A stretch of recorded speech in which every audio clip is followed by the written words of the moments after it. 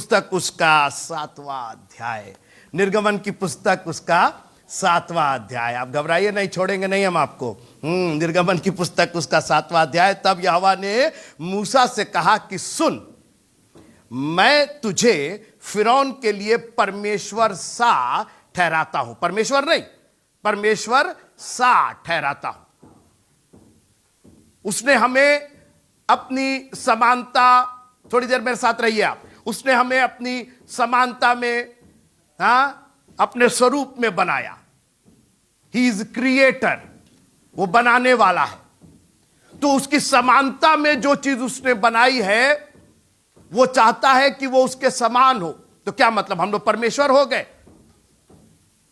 जी नहीं, हम आपको जानते हैं, आई नो यू।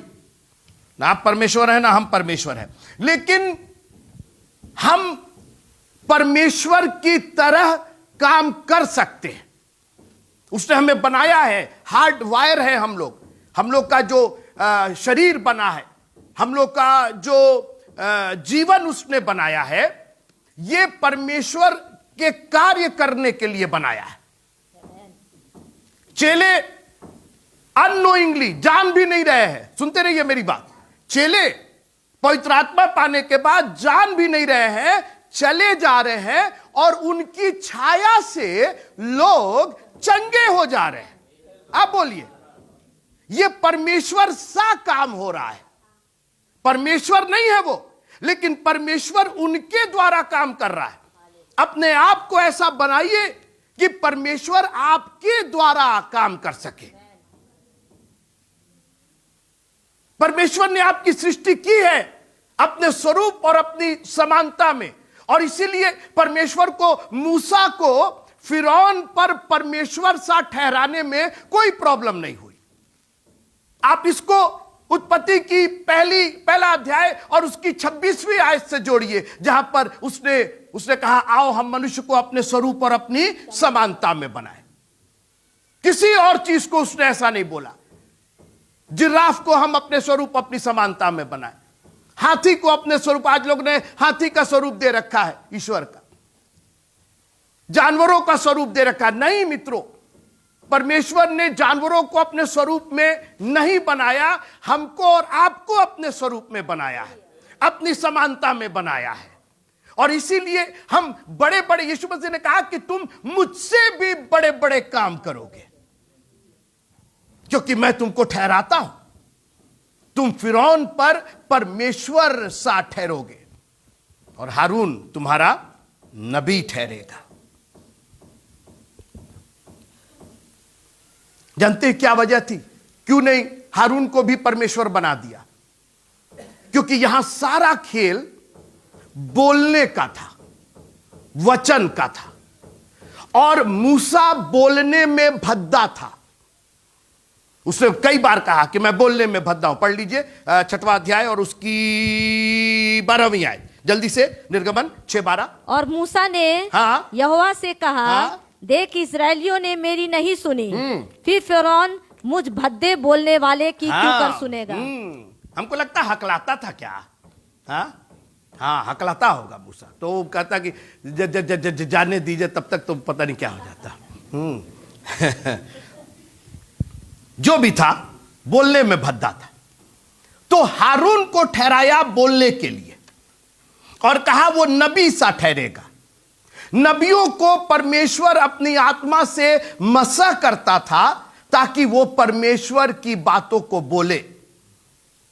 मूसा हारून से कहता था और हारून फिरौन से कहता था।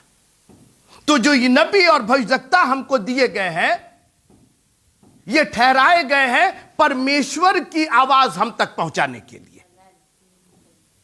हम 5000 के लोगों को नहीं बोल सकते, लेकिन जब स्पीकर और लाउड स्पीकर और एम्पलीफायर लग जाता है तो हमारी आवाज 5000, 10,000, 20,000 लोगों तक पहुंच सकती। वही नबी लोग का काम था। तो मूसा को परमेश्वर सा ठहराया और उसकी वजह थी, ये मिस्री बड़े रिलीजियस टाइप के लोग थे। इनको देवी देवताओं से बड़ी लगाव था। हर चीज इनके लिए देवी देवता था। और इसलिए परमेश्वर ने कहा कि ठीक है, एक और हम परमेश्वर दे दे रहे, एक और ईश्वर तुमको दे दे रहे हैं। क्योंकि फिरौन रिलीजियस आदमी था, दुनिया के उसने देवी देवता बना करके रखे थे। और आगे जो हम देखेंगे 10 विपत्तियां परमेश्वर ने इस्राएल पर, अब मिस्र पर डाली, 10 विपत्तियां। और हम एक एक विपत्ति का वर्णन नहीं करना चाहेंगे, क्योंकि हमारा उद्देश्य निर्गमन की पुस्तक का अध्ययन फिरौन नहीं है, मिस्री नहीं है, विपत्ति नहीं है। हमारा उद्देश्य इसके पढ़ने का, इसके मनन करने का, इसमें मेरे लिए क्या है। हम मिस्री है नहीं, हम फिरौन है नहीं, हम मिस्र के रहने वाले, हम मिस्री वंशज के हैं नहीं, हम तो इस्राएली वंशज के लिए। तो इस्राएलियों के लिए क्या है, तो जब हम इसका अध्ययन कर रहे हैं तो आप बजाय फिरौन के देखने के और मिस्र के बारे में जानने के, मिस्रियों के बारे में जानने के, विपत्तियों के बारे में जानने के, आप ये खोजिए कि इसके अंदर परमेश्वर की महिमा कहां कहां हो रही है। Praise the Lord. क्योंकि मैंने शुरू में कहा था कि मैं आपको कहानी किस्से नहीं बता रहा हूं, क्योंकि परमेश्वर का वचन कहानी किस्से नहीं है। आज हमने कहानी किस्सों तक ही इसको सीमित करके रख दिया है। और इसीलिए यह उद्धार का सुसमाचार वेग के साथ, बहुत दृढ़ता के साथ नहीं फैल रहा है, क्योंकि सबको एक कहानी के समान हमने समेट करके रख दिया। बस ये मूसा की कहानी, मूसा की कहानी नहीं है, ये मेरी कहानी है, ये मेरी जिंदगी की कहानी है। और परमेश्वर ने कहा कि तुम फिरौन के ऊपर परमेश्वर सा ठहरोगे, हारून तुम्हारा नबी ठहरेगा। क्या रहा था, क्या करना चाह रहा था। जैसा मैंने कहा कि फिरौन के चक्कर में परमेश्वर नहीं था। फिरौन को तो कब का टैकल कर सकता था। सारी ट्रेनिंग हो रही थी मूसा की और हारून की। मूसा और हारून को कनान देश जाना था। आप हैं मेरे साथ? नहीं, आप तो प्रेज द लॉर्ड इसलिए नहीं कर रहे हैं कि आप तो मूसा और हारून सोचने लगे, अपने को तो आपने सोचा ही नहीं। आप अपनी बात कीजिए ना, आपको स्वर्ग जाना है। आप संसार के चक्कर में क्यों पड़े हुए हैं? संसार ने हमको ये सताव दिया, संसार ने वो सताव दिया। अरे देता रहे, फिरौन रहे यहां पर अपना, फिरौन को जो महल बनाना है बनाए। क्यों हम उनसे कंपटीशन करेंगे? जितना उनको कान में छेद करना करे वो, हम क्यों अपने कान में लटकाए फिरे? हम क्यों अपनी नाक छेदवाए? हम क्यों ये तो मिस्री हैं, ये तो फिरौनी हैं, इनसे हमारा कोई है मेरे साथ आज? Praise the Lord. हम तो उकाब की संतान है मित्रों। एक दिन वी विल फ्लाई अवे, एक दिन हम उड़ के चले जाएंगे। हम यहां रह जरूर रहे हैं, लेकिन हम इनमें के नहीं हैं। हम मिस्र में पैदा भी हुए हैं, हम मिस्र के समाज में हैं, लेकिन हम मिस्री नहीं हैं। हमारा देश कनान देश है।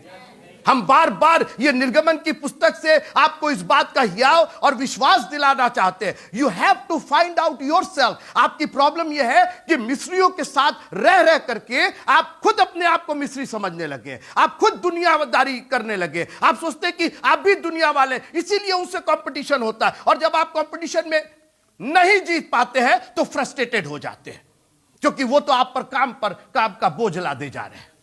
वो तो आपके ऊपर टास्क मास्टर बने हुए, वो तो आपसे काम ले रहे हैं, वो तो आपको कोड़े मार रहे हैं, वो तो आपके सामने आपको नीचा दिखा रहे हैं, आपको जलील कर रहे हैं। और आप सोच रहे मिस्री हमारे समान क्यों, हम मिस्रियों के समान क्यों नहीं हो जाए? जैसा वो एक्ट करते, जैसा वो गीत गाते, जैसा वो म्यूजिक बजाते, क्यों नहीं हम उनके समान बन जाए? कहां आप इस चक्कर में हैं? अगर मिस्र में ही रहना है, उसकी गुलामी करना है, फाइन, गो हेड। फिरौन तो चाह ही रहा है कि आप वहां बसे रहिए। लेकिन अगर आपको उस गुलामी से छूट करके और कनान देश के दूध और दही और मधु की आपको वहां पर एंजॉय करना है, तो आपको मिस्र छोड़ करके जाना ही पड़ेगा। आप है मेरे साथ? Find out yourself. अपने आप को दृढ़ निश्चय दिलाइए।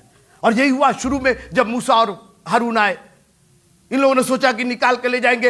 वो फ्रीडम तो सबको अच्छा लग रहा था कि बस एक रात में ऑर्डर हुआ और हम निकल गए और भाग गए और चले गए कनान देश में। लेकिन उनको मालूम नहीं था कि अभी 10 विपत्तियों से होकर के गुजरना है, क्योंकि अभी तक इनको अपने परमेश्वर पर विश्वास नहीं हुआ था। अभी मैं थोड़ा सा विश्वास पर आपसे बात करके आज विदा लूंगा और फिर अगले संडे आपसे और बात करूंगा। मैं उसके मन को कठोर करूंगा। ये कन्विंस नहीं थे, कहे कि हाँ ठीक है, हम परमेश्वर से हो गए, ये नबी सा हो गया तो क्या है, मतलब खाली बोलना ही भर होगा ना, खाली बोलना ही भर होगा ना। तो परमेश्वर ने कहा अच्छा एक काम करो, अपनी लाठी लो। आइए पढ़ते हैं निर्गमन की पुस्तक उसका 7वां अध्याय पहली आयत से। तब मूसा ने, यहोवा ने मूसा से कहा, सुन, मैं तुझे फिरौन के लिए परमेश्वर सा ठहराता हूं और तेरा भाई हारून तेरा नबी ठहरेगा। जो जो आज्ञा मैं तुझे दूं वही तू कहना, और हारून उसे फिरौन से कहेगा जिससे वो इसराइलियों को अपने देश से निकल जाने दे। अभी सिर्फ कहने की बात हो रही थी, बस तू कहना, कुछ करना मत, तू कहना। लेकिन नहीं, हम लोग को तो जब तक कुछ करेंगे नहीं तो हम लोग कुछ मजा नहीं आता।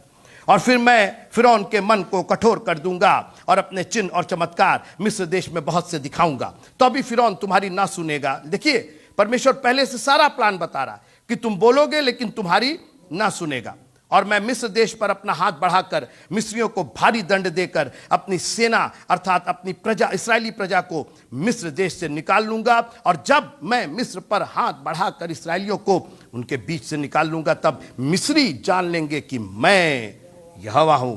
तब मूसा और हारून ने यहोवा की आज्ञा के अनुसार ही किया। और जब मूसा और हारून फिरौन से बात करने लगे, तब मूसा तो 80 वर्ष का और हारून 83 वर्ष का था। फिर यहोवा ने मूसा और हारून से इस प्रकार कहा कि जब फिरौन तुमसे कहे कि अपने प्रमाण का कोई चमत्कार दिखाओ, तब तू हारून से कहना कि अपनी लाठी को लेकर फिरौन के सामने डाल दे कि वो अजगर बन जाए।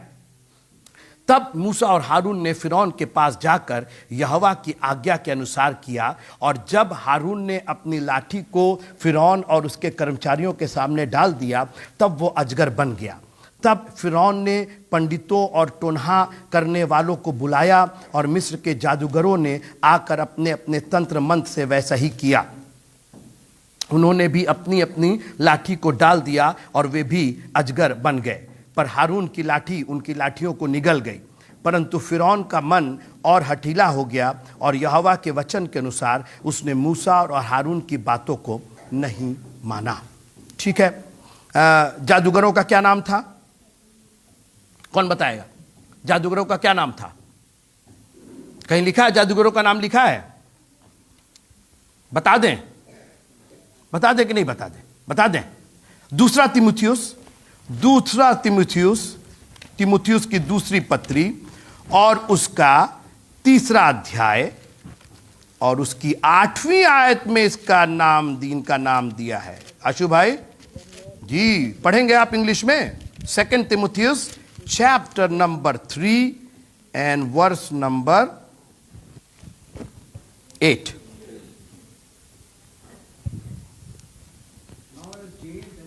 हाँ, जैनीज एंड जैम्बरीज। हिंदी में क्या लिखा है? यन्नेस और यम्ब्रेस। हाँ, ये 2 जादूगर थे, नोट कर लीजिएगा इसको।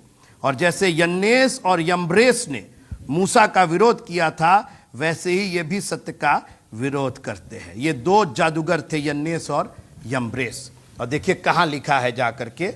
इसीलिए हम चाहते हैं कि आपको पुराना नियम, नया नियम सब आपको मालूम हो जाए। अब देखिए, थोड़ी देर मेरे साथ रहिए, हम खत्म करना चाहते हैं। कोई चमत्कार दिखाओ, कोई चमत्कार दिखाओ। और हम लोग भी उतावले रहते हैं चमत्कार देखने और दिखाने में। मेरे साथ रहिएगा, मेरी तरफ देखिएगा बिल्कुल। 10 विपत्तियां, आशु भाई 10 विपत्तियां, और सब चमत्कार थे। ठीक है, सब चमत्कार था। ऐसा चमत्कार, और चमत्कार भी ऐसा कि कई एक का काट भी था। आज हम लोग उतावले हैं कि अन्य जातियों को, अपने विरोधियों को कुछ चमत्कार दिखा दे प्रभु, आसमान से बिजली कड़का दे, इनका घर जल जाए। ये दुनिया की बातें हम लोग सोचते हैं। मित्रों, छुटकारा उससे नहीं मिलने वाला है। मैं कन्विंस, प्लीज मेरे साथ रहिए आप। मैं आपको यहां से चेंज करके भेजना चाहता हूं। ये जो हम लोग का मसीहियत एक बिल्कुल गलत ट्रैक पर चला गया है।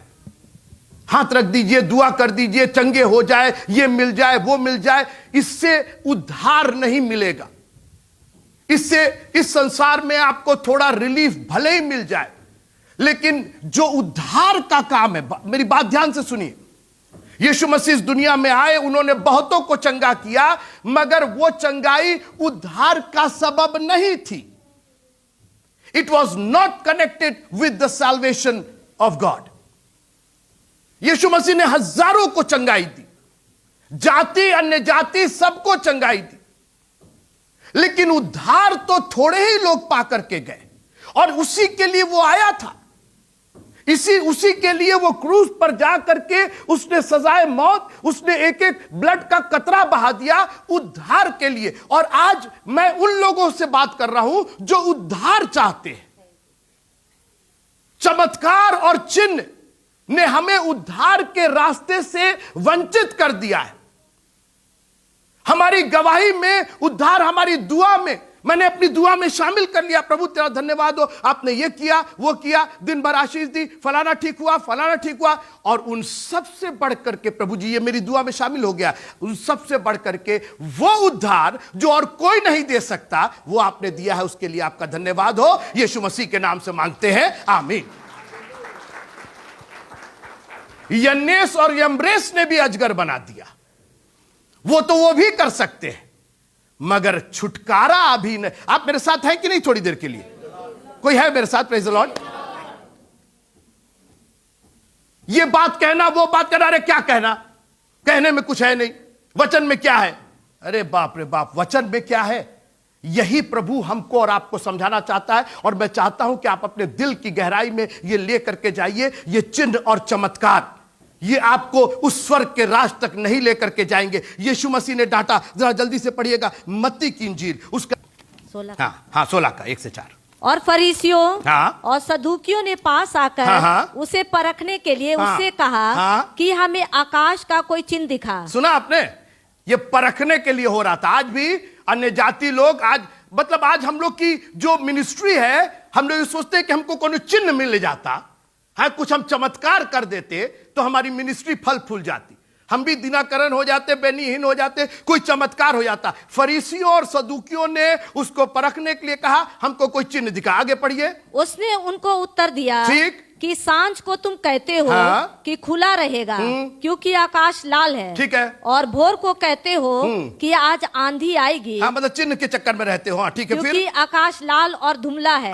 तुम आकाश का लक्षण देखकर भेद बता सकते हो, पर समयों के चिन्हों का भेद नहीं बता सकते. ठीक है, फिर आगे क्या कहा? इस युग के लोग बुरे क्योंकि, आगे पढ़िए, और व्यभिचारी लोग चिन्ह ढूंढते हैं. आप सुना आपने?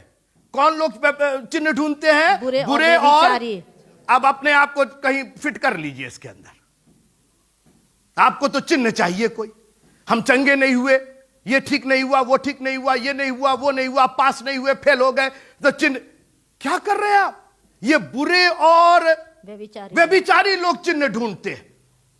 शैतान चिन्ह ढूंढ रहा था उसके अंदर. कह दे कि पत्थर रोटी बन जाए. काहे रोटी बनाने की जरूरत क्या है जब तुमको मालूम है? वो चिन्ह ढूंढ रहा था, वो चाह रहा था कि ये कोई चिन्ह दिखाए. 3 चिन्ह के चक्कर में था. अपने आप को गिरा दे, दंडवत कर दे, कोई कुछ नहीं करेंगे. ये व्यभिचारी और बुरे लोग चिन्ह ढूंढते हैं. फिरौन को चिन्ह चाहिए था, मगर याद रखिएगा मित्रों, हम और आप फिरौन नहीं है. मैंने आपसे शुरू में कहा, हम और आप फिरौन नहीं है. हम और आप मिस्री नहीं है, हम और आप इस्राएली हैं. हम और आप परमेश्वर के छुड़ाए हुए लोग हैं. हमको छुटकारा चाहिए, हमको चिन्ह नहीं. कोई है मेरे साथ? हमको चिन्ह नहीं चाहिए, हमको उद्धार चाहिए, हमको पापों से मुक्ति चाहिए. कोई है जो हमारे पापों को धो करके उसको हिम के नाई श्वेत करेगा. हमारे चिन्ह और चमत्कार अपनी जगह रखिए, हमको क्रूस पर मरने दीजिए, लेकिन हे यीशु नासरी, हमको चमत्कार मत दिखा, हमको इस क्रूस से ना उतार, लेकिन जब तू अपनी बादशाहत में आना तो मुझे याद करके रखना. हमको चिन्ह और चमत्कार नहीं चाहिए, हमको उद्धार चाहिए. और यही मैं चाहता हूं कि आप अपना एटीट्यूड चेंज करके रखिए. वचन जो है उसके द्वारा आपको उद्धार मिलेगा. 10 चिन्ह दिखाए, किसी चिन्ह से वो 10 से मस नहीं हुआ. आखिरी में जब लहू का प्रयोग हुआ, आप है मेरे साथ, जब लहू, मैं आऊंगा, मैं उस पर आऊंगा। जब लहू का प्रयोग हुआ तो छुटकारा मिल गया। आप खुश नहीं है कि आपके प्रभु ने इस दुनिया में आके सिर्फ चिन्ह और चमत्कार नहीं दिखाए, लेकिन हमारे और आपके लिए उसने अपना लहू बहाया है, उसने रक्त बहाया है मित्रों। हमारे और आपके लिए अपने खून का एक एक बूंद उसने बहा दिया, क्योंकि उसने कहा कि तुम चमत्कार और चिन्ह से नहीं बचोगे। मेरा खून, हमारे खुदावंद यीशु मसीह का खून हमें सब पापों से शुद्ध करने में विश्वास योग्य और धर्मी है। हालेलुया। चमत्कार देखना चाहते हो? कितना अजगर बना दे, कितना कोबरा बना दे, कितना करैत और बिच्छी बना दे, छुटकारा चाहिए मित्रों। ये थोड़ी देर के लिए आपको परप्लेक्स कर सकता है, थोड़ी देर के लिए आपको आश्चर्यचकित कर सकता है, मगर नहीं, हमको तो छुटकारे के अभिलाषी है। I need my salvation. मैं खत्म करना चाहता हूं। लूका की इंजील 7वां अध्याय।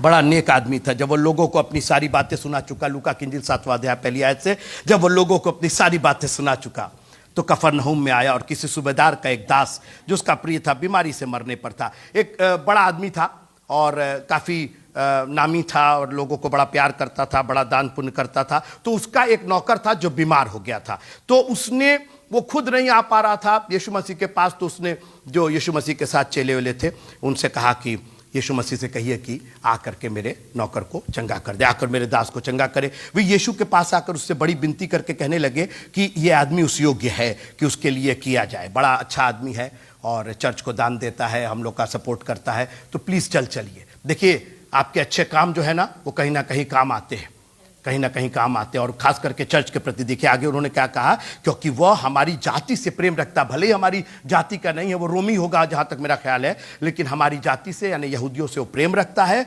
और क्या किया उसने, हमारे आराधनालय को बनाया है। सोचिए, आराधनालय को बनाया है। उन्होंने दलील दिया कि उसके घर आपको चलना पड़ेगा। क्यों भाई, क्यों चलना पड़ेगा? तो साहब उसने हमारे आराधनालय को बनाया। तो आप आराधनालय, ये जो आराधनालय है ना, इसको बनाने में कभी कमी मत कीजिएगा। इसको अपना जसवांश दे करके, अपने जब भी आपके पास कुछ स्पेशल हो ला करके दे दीजिए। ये भवन है, ये काम करेगा। और सुनिए क्या हुआ, यीशु उनके साथ चला। यीशु मसीह ने कहीं ने कहा बनवाया तो क्या हुआ? नहीं, यीशु मसीह ने उसको ऑनर किया, उसको रिस्पेक्ट दिया, बोला ठीक बात है, अच्छी बात है। यीशु उनके साथ साथ चला। पर जब वो घर से दूर ना था तो सूबेदार ने उसके पास कई मित्रों के द्वारा कहला भेजा कि हे प्रभु, दुख ना उठा। ये सूबेदार चिन्ह और चमत्कार नहीं देखना चाहता था, ये वास्तव में प्रभु की सामर्थ्य देखना चाहता था।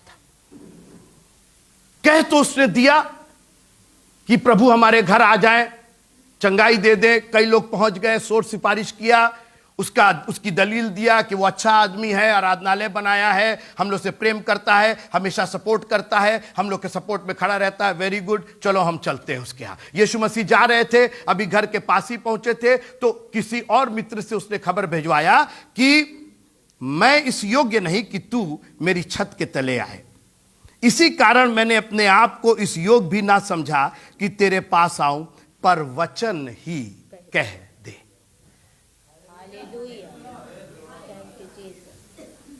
God doesn't have to be in your house.